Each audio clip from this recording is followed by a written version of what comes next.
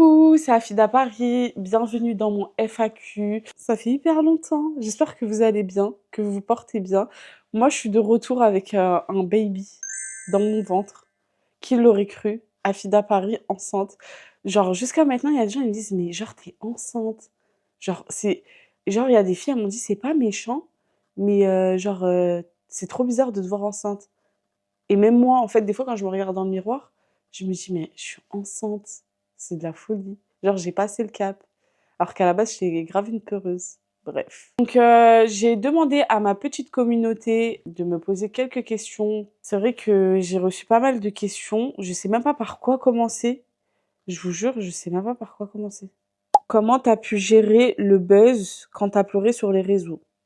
Faut faire à manger, faut refaire la vaisselle, La vidéo où j'ai pleuré à cause du mariage, enfin à cause du mariage. Oui, en vrai, comme je vous ai expliqué, j'ai fait une petite dépression et tout. Mais en fait, les gens, ils m'ont mal compris.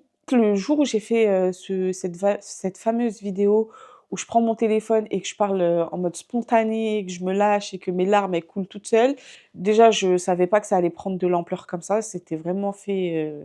voilà, c'était spontané. Quand j'ai vu l'ampleur que ça a pris, je me suis dit, oh, genre, je me suis fichée un peu. Je me suis dit ça au début. Mais après, quand je voyais toutes les femmes qui me disaient mais merci de dire la réalité sur le mariage, déjà de une, ça me rassurait. Et de deux, je me disais, ah bah je suis pas toute seule, je suis pas folle.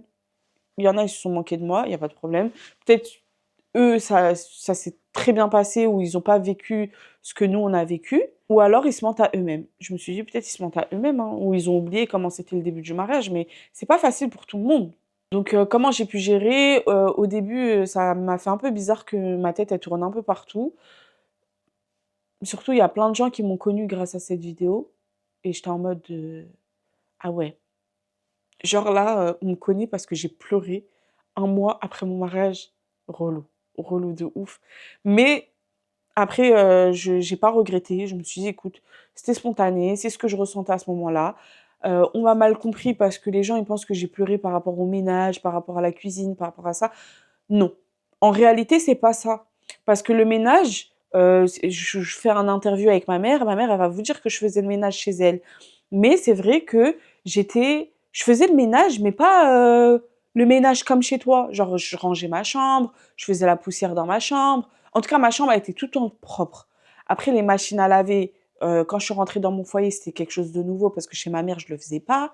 La cuisine, c'était quelque chose de nouveau parce que chez ma mère, je le faisais pas. Mais tout ce qui est serpillière, poussière, changer les draps et tout, repasser tout ça, je sais faire et je le faisais sans râler. Mais en fait, le truc, c'est que quand j'ai fait la vidéo, j'ai râlé parce qu'en fait, et comme je vous ai dit à un moment donné dans la vidéo, je me suis mis la pression. Je voulais tellement être la femme parfaite aux yeux de mon mari, de ma famille, du monde entier qui me regardait, qu'en fait, je me suis mis la pression. Je me suis dit, en fait, je suis une grosse... En fait, je suis trop nulle. C'est ça que je me suis dit. Parce que j'y arrivais pas. Je voulais tout faire en même temps, c'est-à-dire faire les machines. Donc, je faisais des machines tous les jours. On était deux. Enfin, on est deux. Qui fait des machines tous les jours? En vrai de vrai, entre nous. Tu fais pas des machines tous les jours. Je crois même à un moment donné, je faisais matin et soir, si c'est pas 2 par jour. Tellement je voulais pas de linge sale je voulais pas de linge sale dans le panier à linge. Cuisine, pareil, j'étais en mode on mange quoi et tout. C'est bon, ça me saoule de manger dehors. Donc je cherchais des recettes et ça me saoulait de cuisiner parce que j'aime pas cuisiner. Et du coup, j'étais en mode mais pourquoi j'aime pas cuisiner? Ça me saoule. Bref, voilà, je me posais trop de questions. Je repassais les habits, alors qu'en vrai, c'est pas parce que chez ma mère on repasse les habits que chez moi je dois repasser les habits, en vrai de vrai. Donc, au début du mariage, je repassais. Aujourd'hui, je ne repasse plus. Je repasse s'il y a des chemises, s'il y a des trucs vraiment hyper froissés, oui, là je vais repasser. Mais il y a des vêtements, t'as pas besoin de repasser. Alors que chez ma mère, les chiffons, on les repassait. Genre, vous voyez vous voyez les tissus blancs là, en coton, on repassait. Alors qu'on on va nettoyer la poussière avec. En gros, je faisais tous les jours la même chose. Et, et genre, c'était trop en fait pour moi. Et après, quand j'ai parlé sur les réseaux, il y a des filles qui m'ont dit, mais tranquille, te mets pas la pression, c'est normal, tu viens de rentrer dans ton foyer, c'est le temps de t'adapter, c'est le temps de t'adapter, de faire ton planning, ton organisation. Et c'est vrai qu'après, j'ai compris que bah, dans mon foyer, j'ai mon rythme. C'est pas parce que chez ma mère c'est comme ça doit être comme ça chez moi. Parce que ma mère aussi, elle me l'a dit, elle m'a dit, mais nous, déjà, on est 1 milliard chez nous, donc c'est pour ça qu'on fait 1000 machines par jour, qu'on nettoie 3-4 fois, enfin, qu'on fait 3-4 fois la serpillière par jour, parce qu'il y a du passage. Elle a dit, mais chez toi, vous êtes deux, genre, t'as pas besoin de faire ce qu'on fait chez nous, enfin, ce qu'on fait chez ma mère, t'as pas besoin de le faire chez toi. Et plein d'autres filles, elles m'ont dit la même chose. Et aussi, je pense que c'est du fait que c'est nouveau. En gros, là, avant, quand j'étais chez ma mère, je faisais mon petit ménage dans la chambre, je me préparais, j'allais voir Karl. Et là, en fait, je me réveillais, ménage tout de suite, mais c'était pas un petit peu, c'était, je voulais faire le grand ménage tous les jours, faire la cuisine, et ensuite j'étais comme ça en mode, bah, Karl il est là, donc j'ai quoi à faire? Et j'étais là, je tournais les pouces, bah allez, je vais chez ma mère. Et tous les jours, les jours ils se ressemblaient et j'ai craqué. Et aussi, surtout, le fait que je suis partie de chez ma mère, ça m'a fait quelque chose. Ça m'a fait quelque chose. Jusqu'à maintenant, je sais même pas si j'ai coupé le cordon, mais ça a été très dur de partir de chez ma mère. Je vous dis la vérité, c'était vraiment très dur. Donc c'est un tout. Voilà. Mais les gens, ils m'ont pas compris, ils pensaient que je pleurais pour une assiette. Heureusement que je suis pas susceptible. Des fois, ça me faisait rire. Des fois, j'étais en mode je m'en foutiste. Donc, le buzz de pleurer du mariage, je l'ai bien pris. Voilà. Et je pense que ça a servi à plein de gens. Après, j'ai vu, des fois, il y a des gens qui disaient, ouais, bah, surtout des petites, ça m'a fait un peu de la peine. Parce que c'était en mode, ah, bah, ça me donne pas envie de me marier. En gros, j'ai fait peur à certaines femmes. Mais la plupart, vous allez toutes passer par là. Vous allez peut-être pas pleurer, parce que moi, je suis une pleurnicheuse, donc moi, j'ai pleuré. Vous allez peut-être gérer ça différemment. Mais, euh, mais voilà, force à nous, c'est comme ça. Et le mieux, c'est de bien se préparer. Parce que moi, je pense avec les préparations du mariage, bah, je me suis pas focalisée sur le fait que je vais partir de chez ma mère, que ça va être nouveau pour moi, que c'est une nouvelle vie. Enfin, je me suis pas concentrée sur ça. J'ai vu la traîne que t'as fait sur Poupette, tu te moques d'elle. Je pense que c'est la fameuse vidéo sur TikTok où je dis, enfin le truc de pipi là. En fait, sur TikTok, il y avait une trend où en gros, c'est ton enfant qui te dit qu'il a fait pipi au lit, mais en gros, tu dois faire un personnage. C'est vrai que cette trend, elle m'a tellement fait rigoler, mais genre, j'ai trop aimé que je me suis dit, je suis obligée d'en faire une. Et en scrollant, je scrollais, je vois que personne n'a fait poupette, donc j'ai pensé à elle, et surtout qu'elle a plusieurs refs. Ouah, l'effet, c'est une dinguerie. Donc j'ai pris une des rêves que tout le monde connaît, je l'ai faite et genre même moi quand j'ai vu la vidéo, genre je me suis dit mais qu'est-ce qui m'a pris genre c'était genre ça m'a fait rire et je me suis dit mais en fait c'est la folie. Mais non, je me moque pas d'elle, c'est juste une trend et peut-être c'est quelqu'un de gentil, je vois pas pourquoi je me moquerais d'elle. Enfin, c'est même pas question de gentil, genre je suis pas quelqu'un qui me moque des gens de base. Carrément, je lui ai envoyé un message pour lui dire je sais pas si tu l'as mal pris et tout, mais en gros, c'était pour rigoler parce que, en gros, j'ai vu qu'il y avait des poupettes dans mes commentaires qui étaient pas très contentes. Sinon, ça a fait rire pas mal de gens et ça a rien à voir avec elle. Ça a rien à voir contre elle. C'était vraiment juste la trend et la hype de la trend. Voilà, c'est tout. Comment t'as géré le buzz de la prison? Franchement, relou. Comme je vous ai dit, ça a été médiatisé. Donc, franchement, ça, je vais vous la faire courte parce que ça a duré 1 an. On parlait que de ça. Carrément, je veux plus parler de ça. J'ai fait un interview, je sais pas comment on dit, un documentaire extrait de presse. Voilà, je voulais pas que ça soit tabou sur le moment parce que voilà, je suis en train de le vivre. Je faisais des vidéos TikTok pour en rigoler parce que voilà, c'est bon, je suis déjà dans la merde. Bah, autant j'en rigole. Voilà, ça faisait rire certaines meufs qui étaient dans ma situation. Donc, je pensais jamais dans ma vie que j'allais avoir affaire à ça, en fait, dans ma vie. C'est arrivé, j'ai accepté. Voilà, maintenant, le buzz, comme je vous ai dit, ça parlait pour rien, ça disait tout et n'importe quoi. C'était horrible. Au début, c'était horrible, horrible, horrible, horrible. Qu'est-ce que vous voulez que je vous dise? La vérité, buzz prison, bah voilà, hein, ça, pareil, ça a été médiatisé. Si ça serait pas allé sur les réseaux, je sais même pas si je l'aurais dit moi-même. Genre, je vous aurais fait croire que Karl il est parti dans un autre pays travailler et tout, pas parce que j'avais honte, mais parce que flemme en fait, flemme. Voilà, il y a des trucs, des fois, t'as pas envie que les gens ils sachent, tout simplement. Mais vous savez ce que quoi qui m'énerve, c'est jusqu'à maintenant, ça nous suit. Alors que en vrai, genre tout le monde fait des erreurs, tout le monde fait des erreurs. Mais en gros, pourquoi, genre, là, ça va faire 2 ans, il est sorti. Genre, pourquoi appuyer encore? Pourquoi? En gros, qu'on me pose des questions ou même t'as des femmes, elles viennent, elles m'écrivent, ouais, comment t'as fait pour faire ci, comment t'as fait en gros, ça me demande des conseils par rapport au parloir, par rapport à plein de choses. Genre, comment t'as fait pour gérer et tout. Je réponds, je leur donne des conseils, j'essaye de leur monter morale, j'essaye de faire en sorte de, ce qu'on a fait pour moi, j'essaye de le faire, mais en privé. Mais des fois, je vois des commentaires, bref, des fois, c'est méchant. Et je me dis, mais pourquoi encore appuyer sur ça? Alors que nous, on veut passer à autre chose, c'est bon. Il a fait une bêtise, il a payé, il a fait sa peine. Ça y est, là, il est plus dans ça. Il a compris. Il ne sera plus jamais dans ça. Il ne fera plus jamais de choses illégaux. Comment ta famille a géré son incarcération juste après ton mariage? Alors, comment ma famille a géré... Donc, pour ceux qui vont regarder cette vidéo et qui ne sont pas au courant, je me suis mariée en mai 2023 et mon mari a été incarcéré en septembre 2023, donc soit 4 mois après mon mariage, parce que c'était fin mai.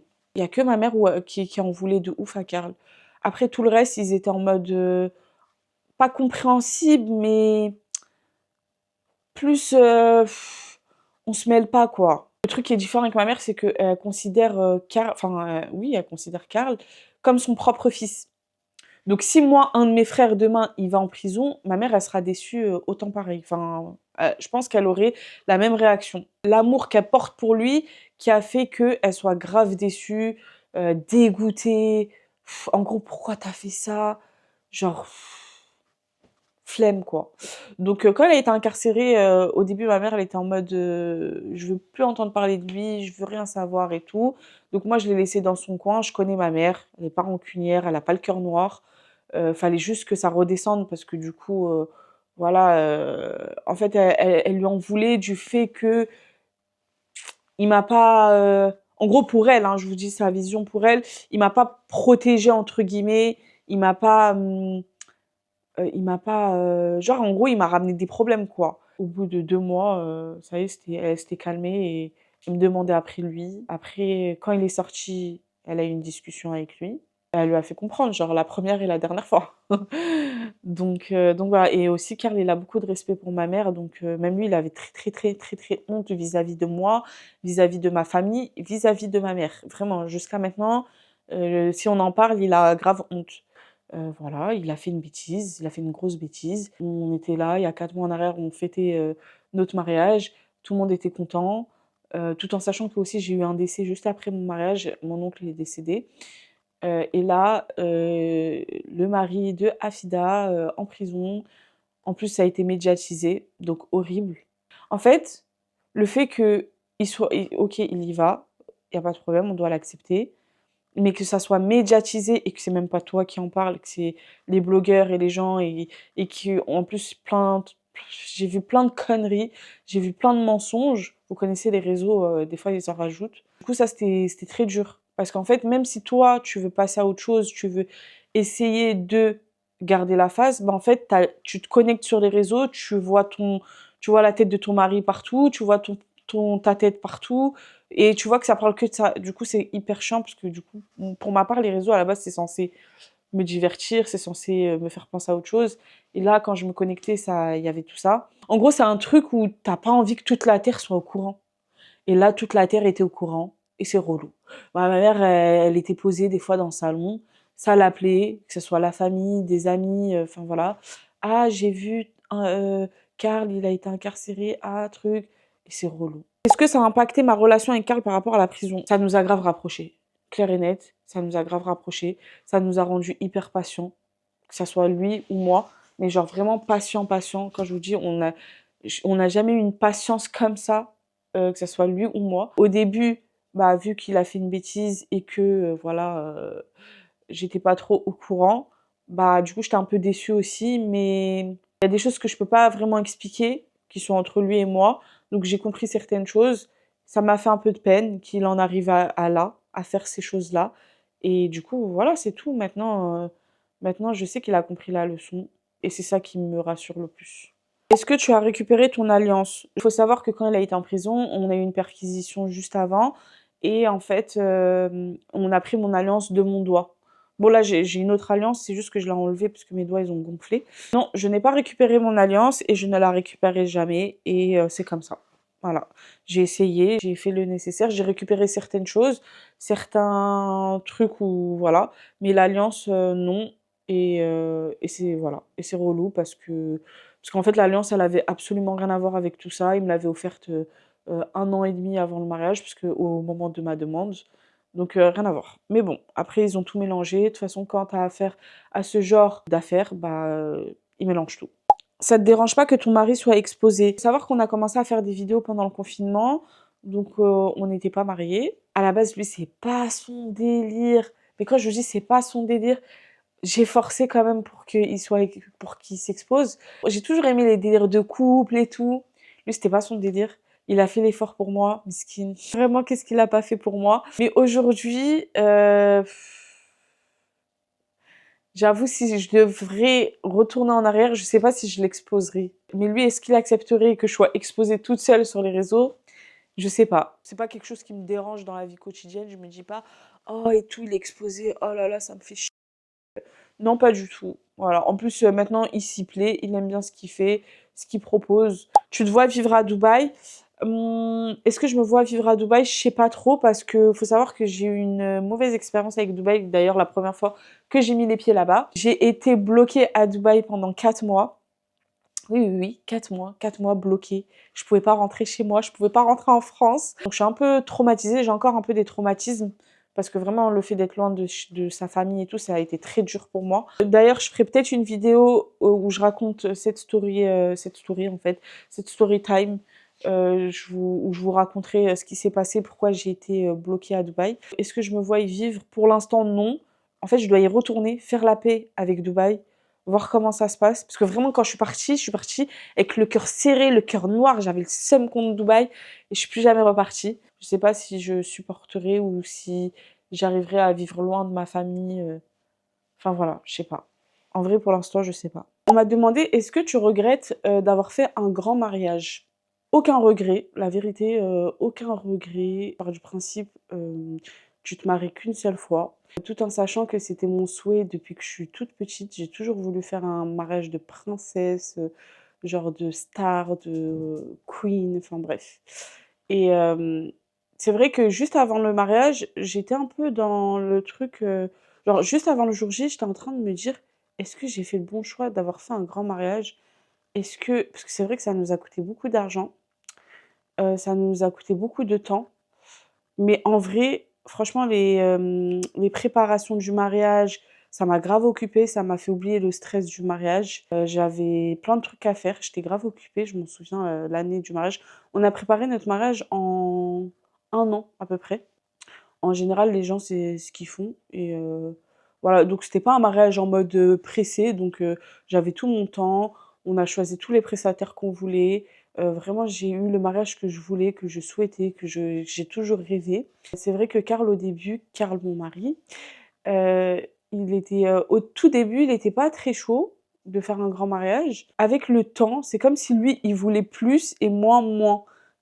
Juste avant le jour J. Genre moi, j'étais en train de me poser des questions, mais lui, il était encore plus le jour J, il s'approchait et plus lui, il était en mode, «Ah trop bien et tout», genre il était grave à fond dedans. Arrivé le jour J ou même après, franchement, aucun regret ni, de sa part ni de ma part.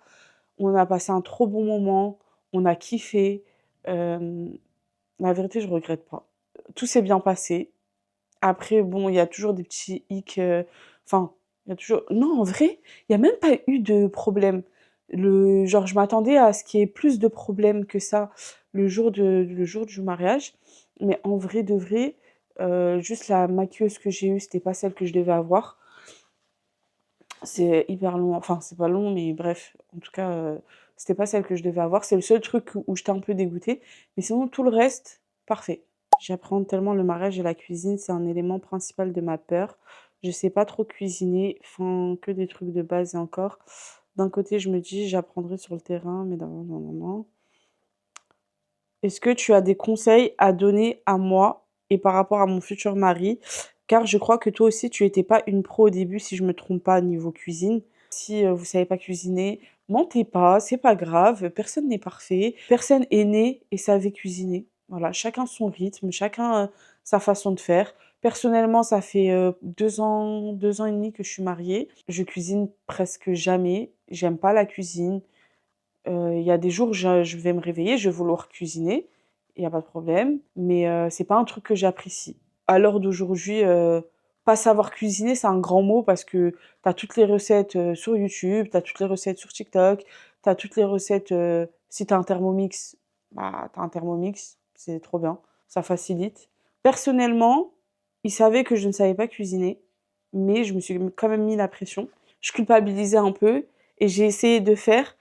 Bon, j'ai essayé, j'ai fait quelques plats qui étaient super bons. Franchement, j'ai dû rater un ou deux plats dans ma vie depuis que je suis mariée, d'après mon mari. Après, je sais pas si c'est un hypocrite ou pas, mais pour moi, après j'ai goûté, hein. Moi, pour moi, c'était bon. Après, un conseil pour futurs mariés, j'avoue, on se connaît vraiment à partir du moment où on se marie et qu'on habite avec la personne. C'est là où tu connais réellement la personne. J'ai fait une petite dépression après le mariage. J'étais très heureuse, mais j'avais l'impression qu'il me manquait quelque chose. Je sais pas c'était quoi. Je sais pas si c'est le fait que je vivais plus chez ma mère. Je savais pas si c'était le fait le fait que j'ai mon foyer, c'est quelque chose de nouveau et que je me mettais la pression et que voilà, je voulais être la femme parfaite qui sait tout faire, alors que je voulais pas le faire vraiment au fond de moi. Et pourtant, mon mari, il était en mode, mais tranquille, genre, tu fais comme t'as envie. Donc, si je dois donner un conseil aux futurs mariés, c'est surtout être patient, pas de se mettre de pression, communiquer vraiment dès le départ. Mettez en place la communication, ça vous facilitera toute votre vie.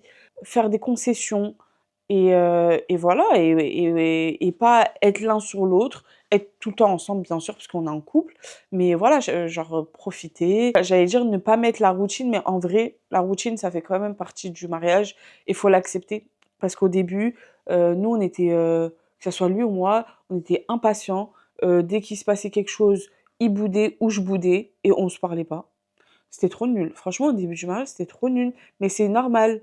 Et on va apprendre toute notre vie. Genre, c'est pas fini encore. Vraiment. On a fait des efforts là en 2 ans et demi. Et je pense qu'on en fera et que on va apprendre plein de choses ensemble. Mais MDR, tu vas faire quoi sur YouTube? Je vais raconter ma vie comme je raconte ma vie là de suite.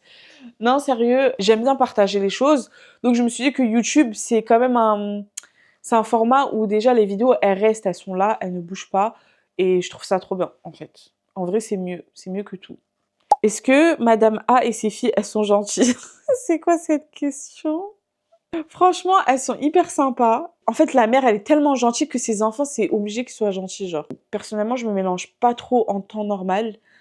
Mais avec elles, je suis hyper à l'aise. Elles sont trop gentilles, elles sont adorables, elles sont sociables, elles sont marrantes, elles sont genre vraiment comme sur leurs vidéos. Que ça soit Madame A, Inès, Nina, Driss, vraiment, ils sont tous adorables. La vérité, j'ai rien à dire. Ils sont hyper complices. Genre, ils sont grave, grave complices. Et c'est beau. Allahumma barak, c'est beau. Vraiment, qu'Allah les préserve. Ça a pris combien de temps que tu tombes enceinte et est-ce que tu vas allaiter? Cette question, elle est hyper gênante, mais bon, c'est pas grave, parce que ça peut servir pour certaines femmes. Ça a pris 5 ou 6 mois, je crois. En fait, on a décidé et peut-être 6 mois après, je suis tombée enceinte. Donc, je pensais trop que ça allait venir du jour au lendemain. Et c'est trop bizarre parce que quand tu veux, au moment où tu veux et que ça vient pas tout de suite, t'es en mode, mais wesh et tout, c'est bizarre, pourquoi ça vient pas et tout. Alors que de base, je suis quelqu'un, je veux pas. Et en fait, j'ai l'impression, c'est quand tu y penses pas que ça vient. Donc, c'est vraiment tombé au moment où on s'y attendait pas, que ça soit moi ou lui. C'est vraiment tombé au moment où on s'y attendait pas. Donc, pour toutes les personnes qui galèrent ou qui se posent des questions, vraiment, essayez de pas trop y penser. C'est dur. Faites en sorte de penser à autre chose. Et je suis sûre que ça viendra. Inch'Allah, si Dieu le veut. Est-ce que je vais allaiter? Donc, je compte allaiter pour l'instant. Je compte allaiter, mais bah après, à voir, hein. Pareil, c'est nouveau. Je sais pas comment ça va se passer. Est-ce que j'aurai beaucoup de lait? Est-ce que je vais supporter? Est-ce que ça fait mal? Est-ce que ça fait pas mal? Bref, tout ça. Donc, mais oui, j'aimerais allaiter le plus longtemps possible parce qu'il y a vraiment des bienfaits dans le lait maternel. D'ailleurs, c'est bizarre, je pensais jamais dire ça un jour dans ma vie. Allaiter, accoucher, trop chelou, je vous jure. Est-ce que tu vas exposer ton enfant, donner le prénom? Est-ce que c'est un garçon ou une fille? Donc je regroupe tout. On a décidé de pas dire le sexe de l'enfant avant la naissance. Pourquoi? Je sais pas, parce qu'à la base on devait l'annoncer, mais en vrai on s'est dit, enfin c'est même pas nous. En fait, on devait le dire. On devait dire c'était quoi. Enfin, je devais partager la gender reveal. Ma mère, elle était pas trop pour, et j'ai écouté ma mère parce que déjà je l'écoute souvent, et de deux, ma mère elle se mêle jamais des trucs comme ça, et en fait je me suis dit c'est bizarre et tout qu'elle veut pas. Donc on s'est dit, vas-y, on attend à la naissance, c'est mieux. En plus, ça fait en mode surprise et tout. Genre, tout le monde attend et tout. Donc ouais, on préfère le dire à la naissance. Est-ce qu'on va l'exposer? Jamais de la vie, clairement. On va jamais l'exposer. Ça, c'est clair et net. On n'expose pas un enfant, en fait. Enfin, après, chacun fait ce qu'il veut. Parce que je critique pas et je ne juge pas ceux qui le font. Mais nous, je peux pas. Nous, on peut pas. La vérité, que ça soit moi ou lui, on n'y arrivera pas. Genre, je pourrais snapper de dos, enfin voilà, de profil, mais montrer clairement son visage, je ne pourrais pas. Je ne le fais pas avec ma mère, je ne le fais pas avec ma sœur, je ne le fais pas avec les membres de ma famille. Pourquoi je le ferais avec mon enfant? Est-ce qu'on va donner le prénom? On est en train de réfléchir, mais je pense que oui. Après, on a un prénom, normalement, qu'on va donner, qu'on aime trop, qui est rare. Ah, ça me ferait chier de donner le prénom quand même de mon enfant. Comment vous voyez donner l'éducation de votre enfant? Alors, l'éducation de notre enfant, ça sera Montessori. Non, je rigole.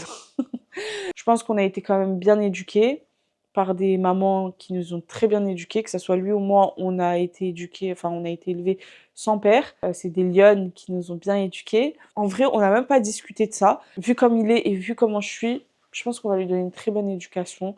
Pas très stricte, voilà, je pense pas. Parce qu'en vrai, moi, par exemple, ma mère, elle était dure, mais sans être dure. Donc je pense que je serais pareil, et Karl, je pense qu'il sera un peu plus cool. Je sais pas, on verra. On n'a pas parlé de ça. En tout cas, dans les meilleures conditions, hein. Surtout inculquer les principes et les valeurs. Comment tu fais pour pas avoir peur de sortir 50 centimètres par en bas? Parce que du coup, la personne, elle est enceinte et que du coup, elle panique. Là, en plus, je suis sur la fin. Faut savoir que j'ai très peur. À la base, j'ai très peur. Mais en fait, la fin, elle est tellement dure que tellement t'es pressé ça y est, de te sentir moins lourd, de bien dormir le soir. Parce qu'il faut savoir, la fin de la grossesse, tu dors mal, tu te sens lourde et tout. Bah, t'es tellement pressé que t'oublies la peur. Mais je garde cette peur-là. J'ai peur. J'ai peur. La vérité, j'ai très peur. Mais j'y pense plus. C'est un truc de fou, hein. J'y pensais au début, mais plus je me rapproche, moins j'y pense. Franchement, les choses sont bien faites. Faut pas stresser. Faut pas paniquer. Et voilà, hein, faut pas trop y penser, je pense aussi. Ça va le faire. En fait, faut se dire, tout le monde est passé par là, pourquoi pas moi? Et on est en France, ça se passe très bien. Il n'y a pas de raison que ça se passe mal.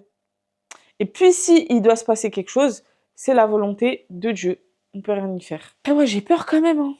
Franchement, j'ai peur, mais il faut que ça sorte, hein, quoi qu'il, hein. Et d'ailleurs, n'oubliez pas de vous abonner, de liker, de commenter, voilà. Si vous avez des critiques à me faire, n'hésitez pas.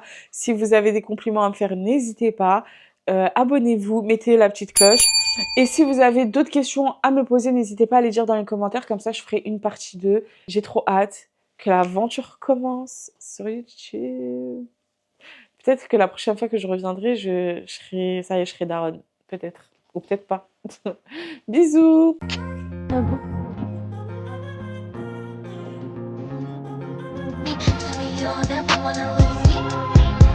Tell me you'll never wanna lose me. Tell me you'll never wanna lose me. Tell me you'll never